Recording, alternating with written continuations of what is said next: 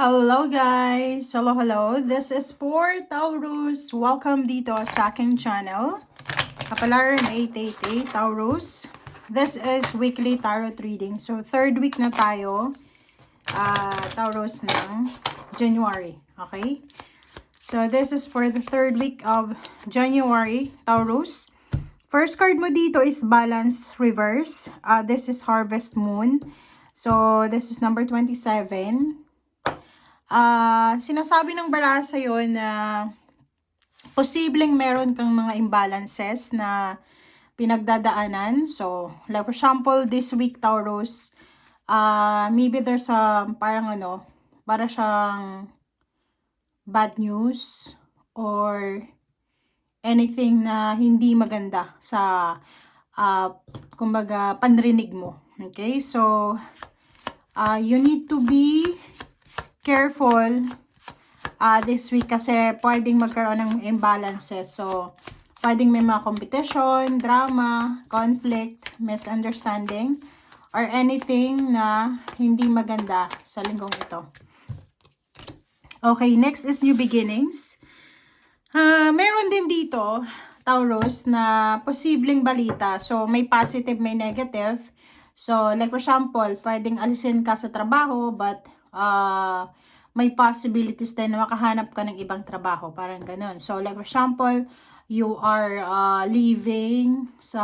aalis ka, you are releasing yourself sa isang relationship, sa isang emotion, or emotional journey, and then papasok ka sa bago. So, pwedeng may nag-break, magbe-break, and then parang isang napakabilis na pagbabago agad. So, may relationship agad. So, please comment down below if you are resonated.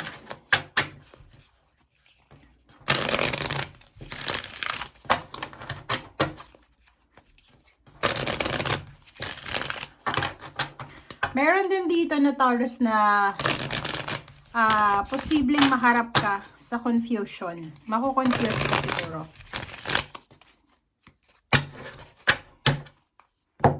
Okay. Okay, so for this week, kung makikita mo dito, Taurus, may ibang Taurus na sobra-sobra yung obligations mo, duties and responsibilities, pwedeng may trabaho kang weekends, may overtime, may full-time ka na, may part-time ka pa. So, yung 10 of Wands mo dito, posibleng marami kang kailangan tapusin sa trabaho, sa loob ng bahay, kung babae kan housewife. So, parang ang bigat, napakabigat ng obligations mo sa linggong ito. Or maybe yun, marami kang kailangan pakisamahan.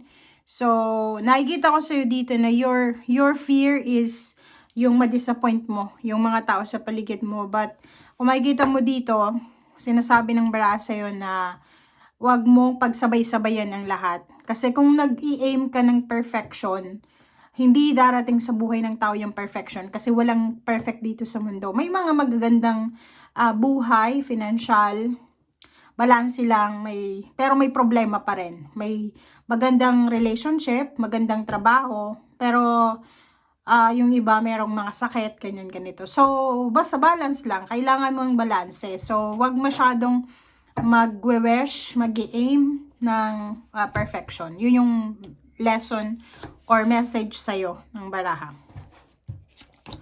Okay, so yung second message mo dito, Taurus, is yon Ace of Swords. So, maraming good news, maraming confirmation or information, communication ba.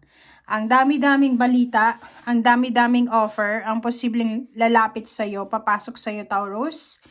And this news ay pwedeng magdala sa'yo ng new beginnings, pwedeng magdala sa'yo ng boost sa finances mo. There's a promotion, pero may iba dito na posibleng mawawala ng trabaho. Pero yung iba, maraming connections na posibleng lalabas para matulungan ka na makapagsimula. And then this week din, punong-puno ka ng inspiration. Inspired ka and motivated ka. And Two of Pentacles, sinasabi ng barahan na yung focus mo ngayon, lalo sa linggong ito, is yung gawing balanse yung salapi mo. But yun na nga, sinasabi ng baraha sa'yo, na kailangan mong hanapin yung katahimikan. Kasi yung peace and harmony, yung balance. Kasi pag masyado tayong, anong tawag doon? Aggressive sa approach natin, masyado tayong, like the Capricorn energy, ang tawag doon, agresibo ka, okay lang maging masipag, okay lang na maging confident ka, okay lang maging masipag, matipid, pero yung maging aggressive ka para sa iyong ambisyon, yun, ambitious. Minsan, yun yung nagiging dahilan, especially sa mga earth signs, yun yung nagiging dahilan ng kanilang fallback or mga, ano ba, trials.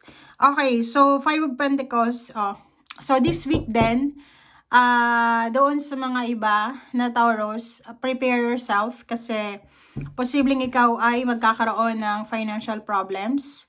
Possible kung may mga utang ka, maraming mga sisingil sa'yo sa linggong ito. Mahihirapan ka din sa pagmamanage ng pera, especially kung mawalan ka ng trabaho. Pero kung may trabaho ka, you will survive sa linggong ito. Pero kung wala ka ng trabaho, sinasabi na posibleng mawalan ka ng interests. Pwedeng magka-anxiety or depression because of pressure. Pwedeng nakapag-asawa ka ng materialistic, nagkaroon ka ng relationship, live-in partner na pera lang yung mahalaga. So, you need patience sa linggong ito kasi talagang dadaanan ka ng financial stress. Okay, next is King of Swords and Page of Cups. So, sinasabi ng barasa yon na you're waiting. Pwedeng naghihintay ka ng suporta, ng tulong from water sign, Pisces, Scorpion, Cancer. But to tell you frankly, huwag kang maghintay kasi walang tulong na darating sa'yo from water sign, Pisces, Scorpion, Cancer. Okay, next is reverse. Reverse ng 5 of Cups and 7 of Pentacles. So, nakikita ko sa'yo dito, wala kang regrets. Siguro may iba sa inyo dyan na you suffered financial problems sa linggong ito. You're suffering financial stress or scarcity. Pero kung makikita mo dito, wala kang regrets. Parang lang, yung iba nagkaka-anxiety na, pero ikaw, may iba sa inyo ditong nanonood, nakikinig na wala kang pakialam eh. Parang ma-unemployed ka man, magkaroon ka man ng trabaho, basta masaya ka, kontento ka. Parang ganun yung energy na to. Yung iba sa inyo dyan, there's parang yung iba may regrets, yung iba wala. But in your case, if may regrets ka, sinasabi ng barasa yun na kailangan mong maging mapasensya.